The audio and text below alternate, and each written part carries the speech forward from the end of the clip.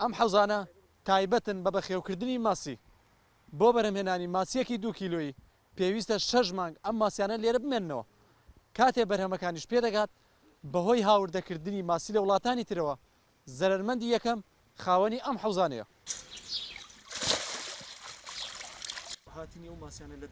ئێمە زەرەرێکی زۆر دەکەین لەبەر ئەوەی ئەو ماسی ئێران کردێ سەری ماسیەکانی ئێمە دەشکێنێ و ماسیەکانی ئێمەش بە هەموو شێوەیە کوالێتی و تام و چێژی زۆر فەرقی هەیە لەگە ماسی ئێرانە.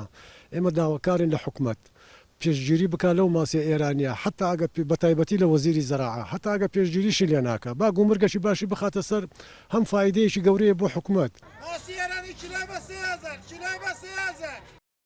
ئەو ماسیانێک کە لە ئێرانەوە دێن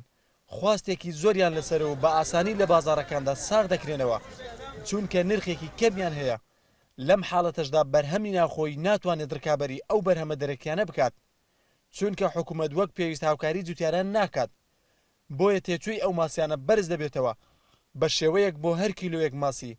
4000 دینار لەسەر خاوەنەکەی دەکەوێت. ئێمەش وەکو زانکۆی کۆیە من وەکو خۆم کە بوارێکی کورسکاڵی اخساسما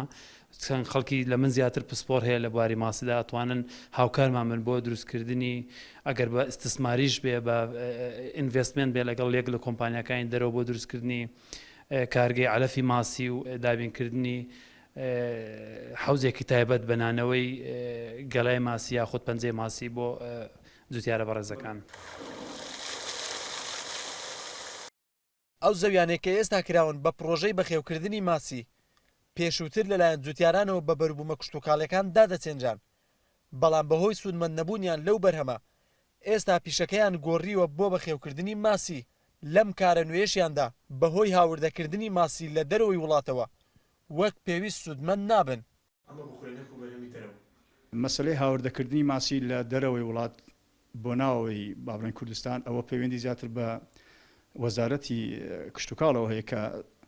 ڕێگە دەداکە لە سنوورەکانەوە داخل بکرێت ئەو کە حەوزانە دروستکرا زیاتر زۆریان مۆڵەتیان نییە بەڵام ئێمە هەرچەندە هاوکاریان دەکەین وەک ئەوەی دابینکردی پەنجە ماسی بۆیان و دابینکردنی علەف لە کاتی خۆیدا کە علەفیان بێدرێت بە هەموو پرۆژەکان.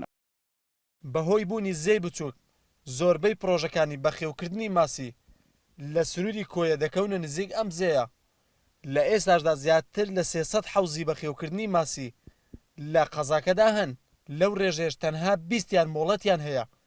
کە ساڵانە نزیکەی 500 تەن ماسی بەرهەم دەهێنن. خالد محەممەد NRT شارۆچکەی تەختەق.